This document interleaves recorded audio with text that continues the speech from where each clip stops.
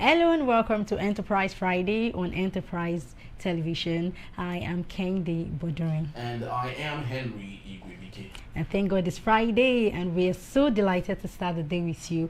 As always, we begin with a quick look at today's newspaper headlines before diving into the main conversation of the day. And trust me, you don't want to miss a moment with us. You can join the conversation by liking, following us on all our social media platforms at Enterprise TV 7. And please don't forget to share. Thank you. So joining us this morning is Barrister His Greatness Agadaigo. He's going to be sharing expert insight on the issues we have before us. You're welcome, sir. Yes, and just to let you know that His Greatness Agadaigo joins us from Delta State, Nigeria. Thank you so very much, Barrister, for being here. Truly do appreciate your time. Good morning, and always a pleasure. Thank you for having me. But like I said, I don't always like barrister being part of the appellation of my name. Okay. Barrister lawyers, but my name is simply His Greatness Agadaigo. His Greatness. His Greatness Agadaigo. Have you? Okay. Thank you so very Enjoy much. the show. Thank you so very much, Barrister, Thank you. for that correction. But let's start off today, interestingly, with the papers we have. We have 4 newspapers. Vanguard newspaper, Daily Trust, The Punch, and The Guardian newspaper. So which do you think is good enough for us to start first with? We can start with The Punch newspaper, right? So on the big story there, we have U.S. votes $413 million for security operations in Nigeria. Others. Yes, we have on the top story equally, Rivers Assembly fails to resume amid impeachment saga. Okay, and beneath that we have Rivers crisis, Assembly shelves sitting amid rumored plot against Speaker. And also, abducted doctor finally in Edo regains freedom after 50 million naira ransom. Wow. We also have Armed Forces Day. Tinubu governor celebrates soldiers, fallen heroes. All right, Barrister, let's start with the Armed Forces Remembrance Day. For us, it's becoming more like a culture, more like a tradition to just do it and we move on to the next thing without meaning to the Remembrance Day. Before now, we've seen soldiers, gallant soldiers, lose their lives needlessly, avoidably. Do you think there's constant tradition we do every year while the families of our fallen heroes are going through poverty? Does it truly make any sense, Barrister?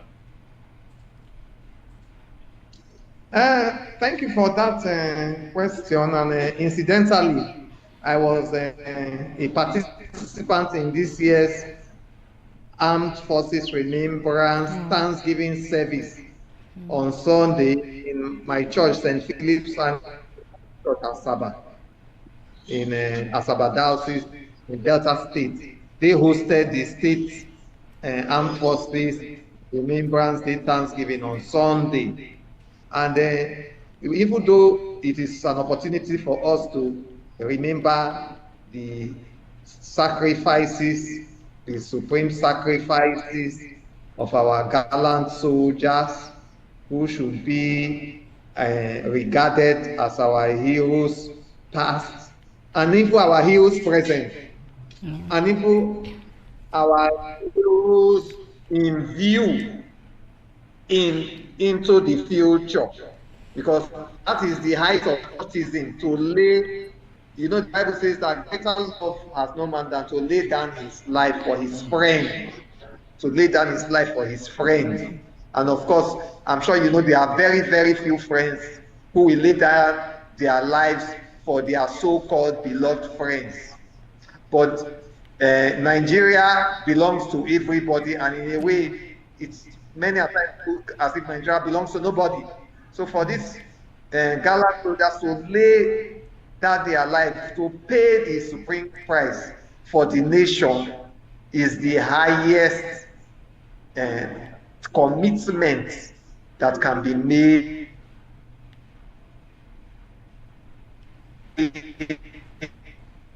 in furtherance of the doctrine of patriotism.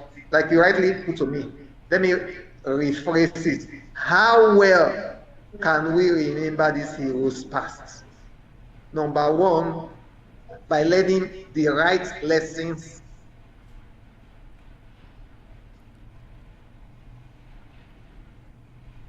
Are you still there? From the needless wars and needless conflicts that they were engaged in that made them, of course, the Biafra War, Aru, I can't remember the third one, but I think one is after no vanquish, no victor, 3 Aru, reconstruction, reconciliation, and then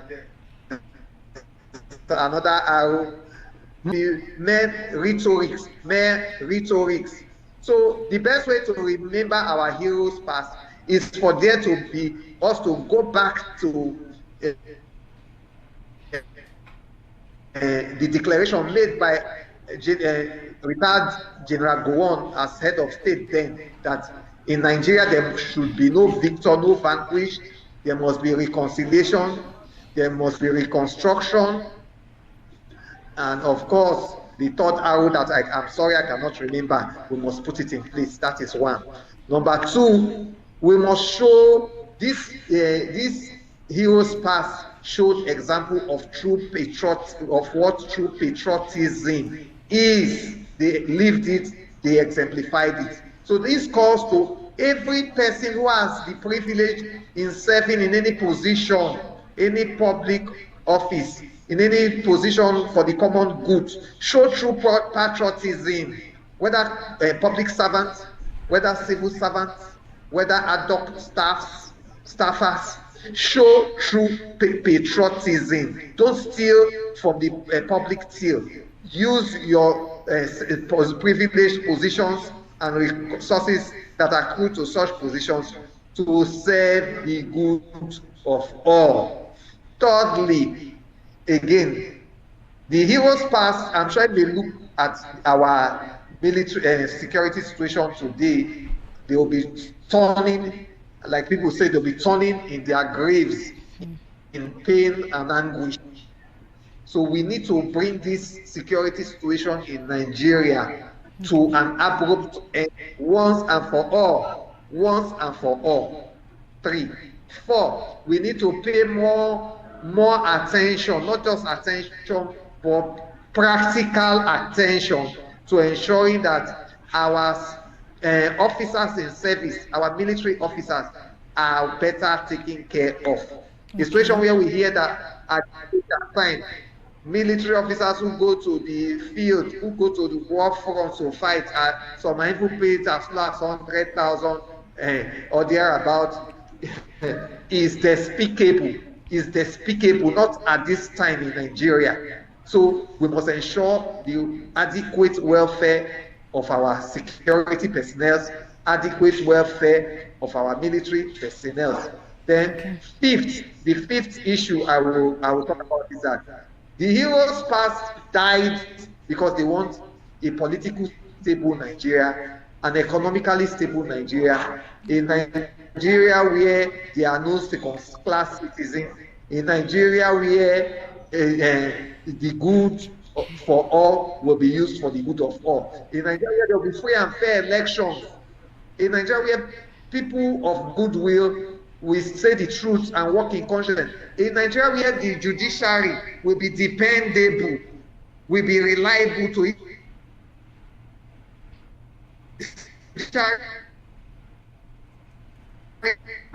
True servants of their true Lord, who are the Nigerian judiciary that can interpret laws the way the people, the majority of the people have intentioned them. A judiciary where only people of integrity will rise to become judges, will rise to become leaders in the echelon of the Nigerian judiciary. That's why these people, not only in the life,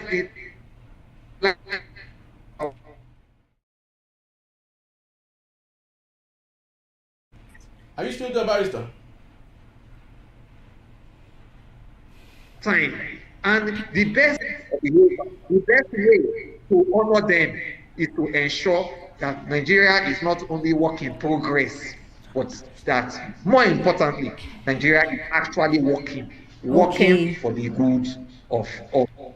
Very well said. That was explicit enough. Thank you so much. So we'll just go to the next newspaper, which is The Guardian. Let's check that.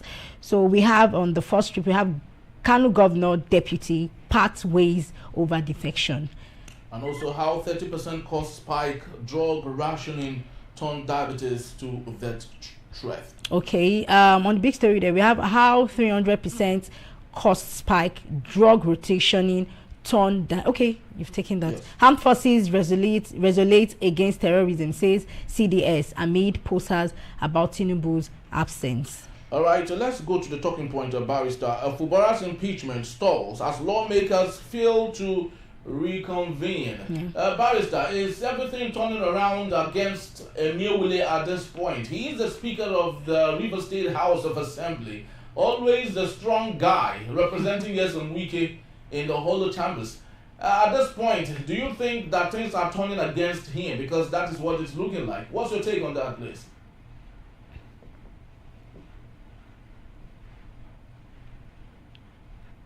Barrister, are you there? Yes, he might be having network. I think we are discussing this issue at the same time.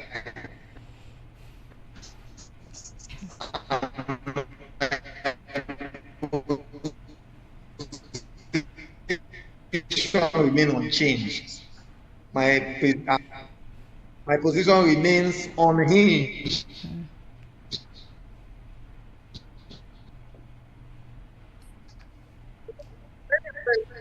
Barrister, we the last 2 years or so, people have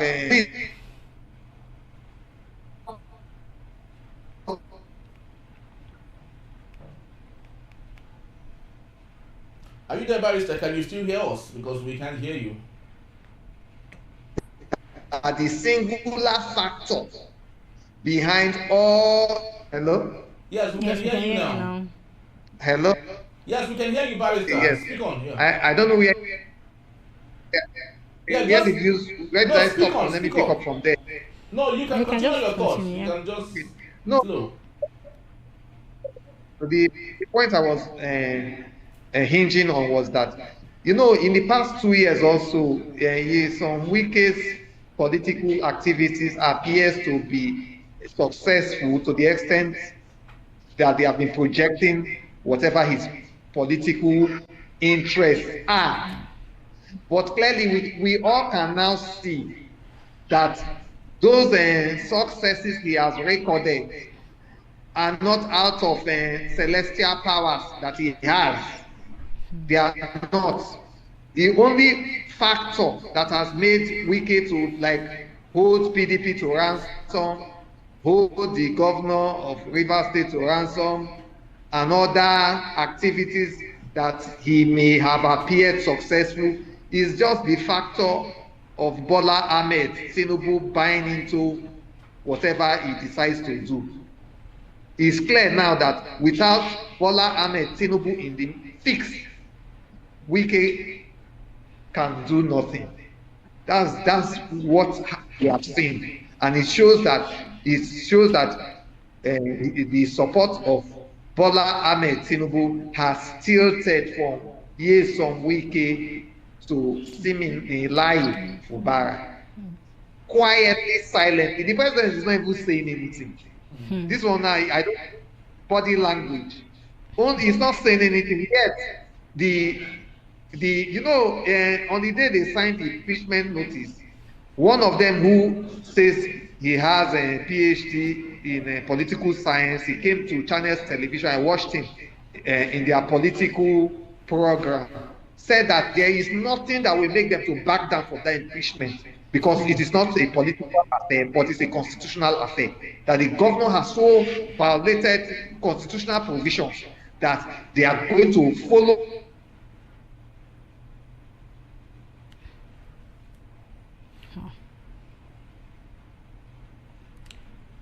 Guess it's having. Are you there, Barrister? Yeah, because I'm loving that point that Barrister was trying to raise. Was really eating the stating that lots of people are beginning to feel that President Bola Tinubu is having an overriding influence on the matter at hand. I do not know to what extent and to what length that would go, but the truth remains that Wike is really not having the best of time right now as we speak. And for the fact that the president is just keeping quiet, just like what he has said, what Barrister said, giving this silent treatment, and Minister Wike and Fubara, they are just doing their own thing, and probably maybe they might just be doing it just to call the attention of the president. But what I know is that our president knows what he's doing, because we all know that he's a political person, and he would, in as much as he knows that these two people are trying to do something that would draw his attention, he's like, okay, we'll see the end of it. Bring it on. Yes. All right, Barrister is back with us. Barrister, thank you for being back. Okay. Yes, you can finish on your thoughts. Just before we had that little glitch. Yeah. So, I don't know whether you are a good Bible scholar, but there's a portion in the Bible, I think John 15:1, it says that if you have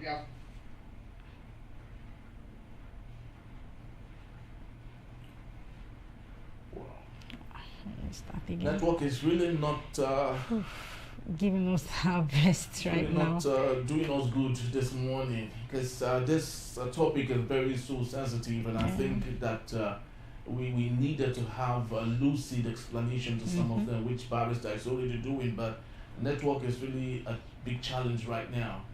I hope that he rejoins us and finish up on that particular thought, especially given what's happening, like you did say, President Bola Tinubu is enjoying the game. It's like spectacles, it is like someone who is rested in one corner, and looking at gladiators fighting on his behalf. Wike, a gladiator, Fubara, a gladiator, all fighting for one man, President Bola Tinubu. But don't be surprised the president would even say something at the end of the day. Well, he would say something. He might even call them, both of them. He is a political strategist, and he's very more concerned about 2027 and himself. And but what is this to Nigerians and to the River State people? Like I often say, the River State is very pivotal to Nigeria, a very great state that should lead Nigeria, that should be the face of Nigeria, that should brand Nigeria. When I look at some of the Premiership clubs or leagues or matches being played, you usually say visit Rwanda. There's an advert that always comes up. Visit Rwanda. And I've asked the question, why can't we see visit River State? Why can't we see visit Lagos, visit Abuja, visit Enugu, visit Kaduna? State, Why can't we see such? And the reason we can't see such is because of the absence of leadership, because they are busy fighting for one man. Barrister, thank you for being back. Network is really a very big challenge for us this morning. What I was making is that you can see that the River State House of Assembly member, majority force on earth that will stop them, that they have resolved to impeach intervention of courts, no court order, no intervention of security agencies. There was no political meeting where deals were brokered and people agreements were reached. There was only a body language from the president, and immediately Wike's allied River State House of Assembly member seized the impeachment proceedings. And of course, the governor was invited. From reports, they said he was invited by the president for a meeting. And when he came back Saturday night, he attended Armed Forces Remembrance service on Sunday and told the congregants not to be worried, that is a non-issue. They shouldn't bother themselves. And if who mocked mock and even mock that, oh, maybe this is the last time him and his deputy will attend an official function where they will be recognized as governor and deputy governor. He joked about it. And the next day, impeachment proceedings actually ceased without judiciary, no court order, no ex parte order, no security agency going to seal the Rivers State House of Assembly, no the summoned meeting where they now agree on 9-point deal resolution. So you see that then this Rivers State issue, if this have good conscience, is something that would have ended long time ago.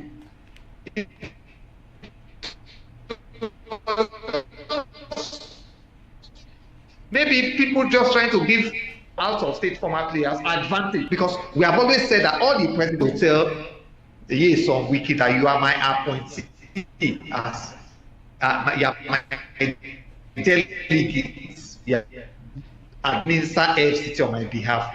Please, sir, kindly face that duty. Let the governor of Rivers State also face his duty of governing Rivers State. That's all the president ought to have done since 2 years ago. And this crisis, this so-called crisis, will just see, because we lose all forms of relevance. All forms of relevance. So I am thinking, sir, that maybe that is what the president has now finally done. He has now finally told his gated aides in charge of the Federal Capital Territory to now fully concentrate on his duties in the Federal Capital Territory, while Siminalayi Fubara to concentrate on his sworn oath duties as governor of Rivers State. I am thinking that is what has now happened. All right. I'm thinking that. Yes, that's actually a very good observation there. But what would that mean for Wike at this point? Who said if Siminalayi Fubara is returned back, that his political career is dead? Well, they say there's this place in the Holy Writ that says the God respects what comes out of our mouths. So if it's coming from Wike and Fubara returns, then it means that his political career is gone. But Barrister will still be here to take us on our main conversation when we return. Major blow to the PDP as Atiku's son joins the APC. That's in the Beat Enterprise Friday. It is ongoing. We'll be right back.